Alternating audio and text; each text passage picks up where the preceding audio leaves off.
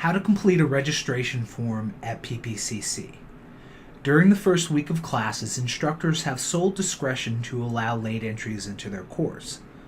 Following the first week, instructors must grant permissions but also send a student to receive dean permission to enter a course late.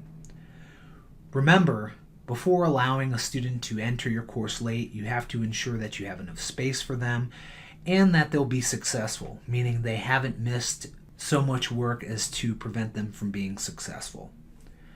The first thing you want to do before you complete one of these forms is ensure that the students have entered their personal information. You don't want to write a blank check so that anyone can fill in their name and get into your course.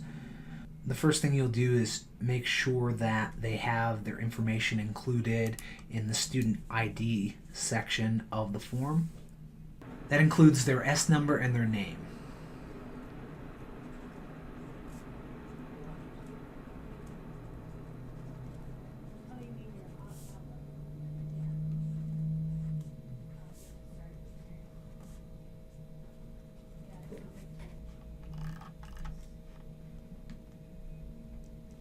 Next, you'll want to make sure that your course-specific information is correct on the form, as our Enrollment Services Department may reject forms that have incorrect information on them.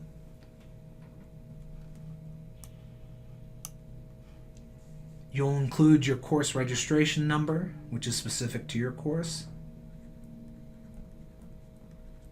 your course prefix, course number, and then section. You may also include course credit hours. As an instructor, to allow late entry, you're required to both sign and initial in two specific places. One, for late entry, you'll need to put your initials, and then you'll have to sign as an instructor. Bear in mind that you may need to initial in other boxes depending on the situation. For instance, if your class is at capacity or you are in the process of no-showing folks, it may be important to also indicate that you want to overload the class so that, especially if you're no-showing people and they're going to be removed from your roster but haven't been removed yet, it would be wise to also initial class overload.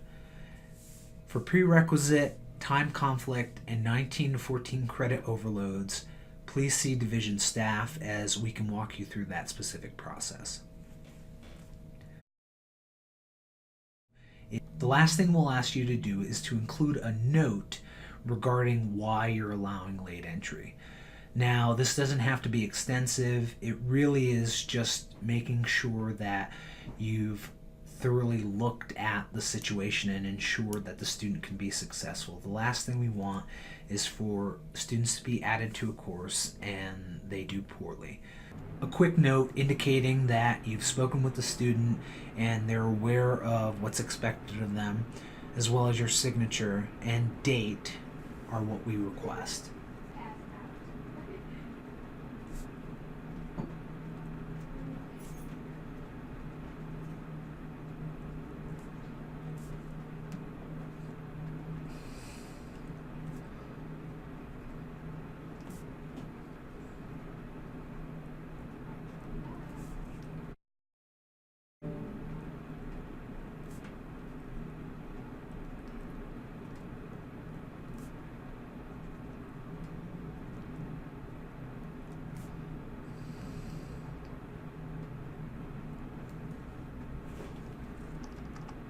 After you've done this, a student can be enrolled in a course.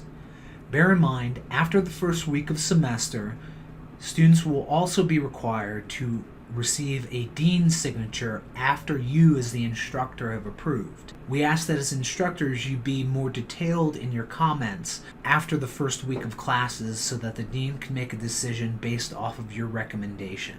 One of the principal concerns that we have is that students make up or aren't significantly impacted by entering a course late. And so if you determine that the student can make up classwork and that they will be able to be successful, please indicate that in the comments before sending them to the division offices for final approval. Remember, During the first week of classes, you have sole discretion. You don't need a dean's signature to allow people to enter your course. But after the first week of classes, our enrollment services will have people go to the division offices to get a dean's approval. The last thing your students need to do is to sign the form and take it to any one of our enrollment services offices on our campuses so that they can be officially entered into your course. We like to tell students that they should see D2L access within 24 hours of being officially re-enrolled or enrolled into a course. If you have any questions regarding late entry or allowing students into your course after the semester has begun, feel free to contact the division offices.